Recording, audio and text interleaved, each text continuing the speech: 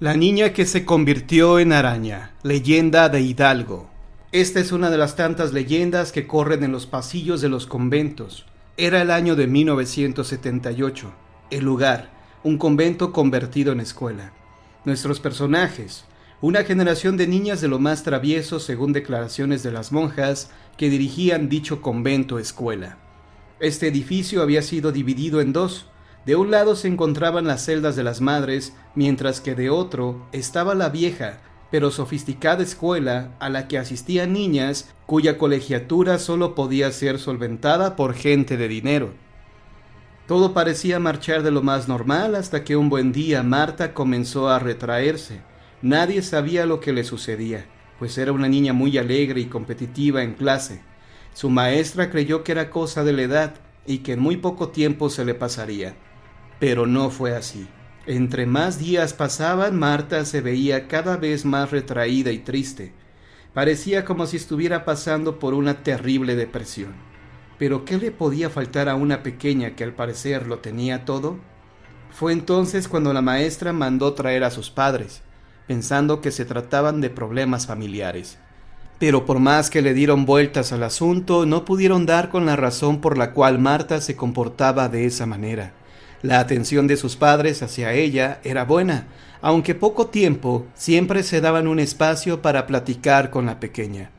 Los días pasaban y la niña comenzó a alejarse de sus amigas. Ya no salía al recreo y menos se juntaba con ellas. Todas le preguntaban qué le pasaba, pero ella no respondía. Finalmente, Carla, quien era su mejor amiga, intentó ayudarla, pero sabía muy bien que para hacerlo, lo primero era averiguar qué era lo que estaba pasando. Fue así como empezó el diálogo. ¿Qué es lo que te sucede, Marta? ¿Por qué ya no quieres jugar con nosotras? Marta le confesó que desde hacía unos días veía a una señora con pelo blanco que la llamaba. Esa señora estaba en el fondo del salón y que solo ella la podía ver. Carla, sorprendida, le dijo que ahí no había nadie, que solo estaban ellas y la maestra, pero aún así Marta insistía en que veía a alguien. La niña trató por todos los medios de que sus padres la sacaran de la escuela.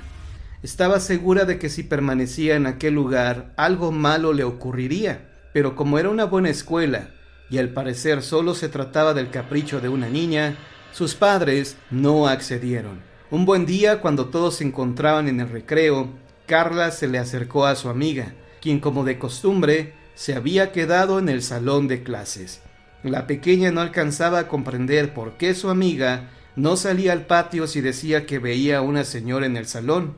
Marta le confesó que era porque la señora no la dejaba salir.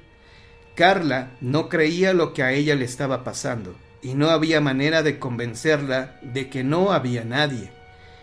En cuanto pudo, tomó sus cosas y salió al patio porque consideraba que su amiga nunca iba a terminar con aquella historia absurda. Pero cuando iba a salirse, Marta la tomó de la mano pidiéndole que no la dejara sola, que tenía mucho miedo. Carla trató en vano de tranquilizarla. Sabía muy bien que faltaba poco tiempo para que terminara el recreo, y si se quedaba ahí, se perdería el almuerzo. Salió como pudo, convencida de que Marta ya se había calmado. Cuando volvieron todos del recreo no encontraron por ningún lado a Marta, lo cual era buena señal. Se imaginaban que ya había aceptado salir al descanso. Sin embargo, nadie la encontró en el patio, y por más que la buscaron, no la encontraron. Ya cuando estaban convencidos de que lo mejor era reportar su ausencia a sus padres, escucharon su voz que provenía del fondo del salón de clases.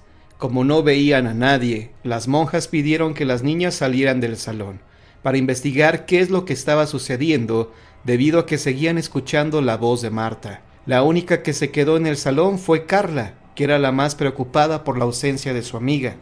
Se acercó al rincón de donde provenía la voz de su amiga. Pero cuál sería su sorpresa que cuando se dio cuenta, en aquel rincón había una telaraña, la cual estaba muy vieja y gruesa, como si siempre hubiera estado ahí.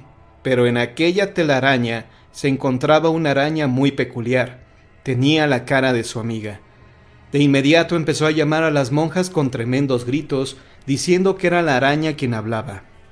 Lo que sigue de la historia nadie la sabe con precisión. Algunos dicen que la araña les habló diciéndoles lo que le había sucedido. Otros más dicen que la araña simplemente se puso a llorar. Y otros más afirman que corrió a esconderse entre los muros. Desde entonces el salón de clases fue cerrado. No se le volvió a permitir el acceso a nadie. En cuanto a la niña, dicen que ahí se quedó y nadie pudo hacer nada por ella. Porque de acuerdo con unas versiones, la niña fue hechizada por una bruja. Han pasado muchos años de aquel desgraciado suceso. Algunos quisieron que la historia se convirtiera en leyenda para que nadie temiera entrar al convento.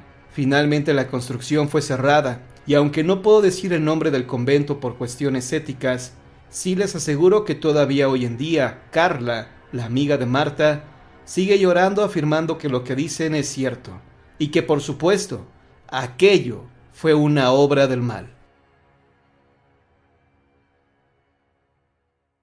La niña fantasma de Gabriel Mancera.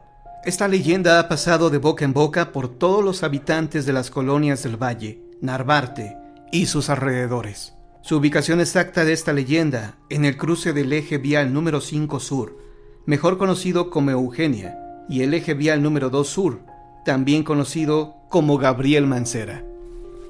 Alrededor de las 2 de la madrugada, una chiquilla se dirigía caminando hacia la farmacia para comprar las medicinas de su madre, que estaba muy enferma, hecho por el que se vio forzada a salir a altas horas de la madrugada. La niña, consciente de la hora, prudentemente respetaba los semáforos y los señalamientos antes de cruzar las calles hasta llegar a su destino, y así lo hizo también en el cruce de Eugenia con Gabriel Mancera. Al ponerse la luz roja para los vehículos que transitaban sobre eje 5, la chica se dispuso a caminar de esquina a esquina para cruzar, pero nunca llegó al otro lado, ya que un coche a exceso de velocidad decidió ignorar la luz roja y cruzar sin precaución alguna sobre otros automóviles o transeúntes que cruzaban. Golpeó mortalmente a la niña, dejándola medio viva y medio muerta en el arroyo del tránsito. El automovilista responsable nunca se bajó del vehículo. Es más, nunca se detuvo para saber si la niña estaba viva o muerta, y no pidió asistencia médica a nadie.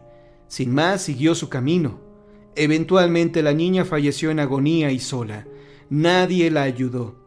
Desde entonces, y es aquí donde uno debe de espantarse, alrededor de las 2 de la madrugada, en el cruce de Eugenia y Gabriel Mancera, el espíritu de la niña se aparece a los automóviles que circulan a exceso de velocidad. Ella cruza la calle como aquella fatídica noche cuando perdió la vida, provocando así que los autos sufran accidentes por tratar de esquivarla cuando la ven, haciendo que se volteen algunos. Una vez que ha provocado el accidente, se va, dejando a los pasajeros sin asistencia de ningún tipo para morir solos, tal cual ella falleció.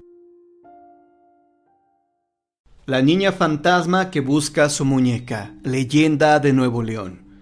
En el centro de Monterrey hay una casa que data de 1930. Es de 3 pisos y en sus años de gloria, en la terraza, tenía una piscina, la cual fue clausurada porque en ella falleció una niña de 7 años de edad. Su deceso fue accidental. Mientras su madre dormía porque tenía un fuerte dolor de cabeza, ella se encontraba jugando con una pelota cerca de la alberca y desgraciadamente tropezó con una manguera y cayó al agua. Cuando la madre encontró el cuerpo sin vida de su hija, por poco pierde la razón. Los padres de la niña decidieron poner en venta la casa, pues cada habitación y rincón del inmueble le recordaba a su pequeña hija. En lo que salía un comprador, ellos se marcharon a otro lugar. Pasaron varios años, hasta que un empresario de Monterrey compró la casa para poner en ella una agencia de publicidad, algo novedoso para la época.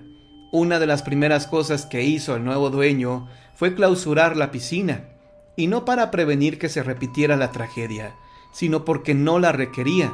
Además ocupaba mucho espacio. Los fenómenos paranormales empezaron a ocurrir al poco tiempo de que esta casa fue remodelada y haber abierto sus puertas al público como agencia de publicidad.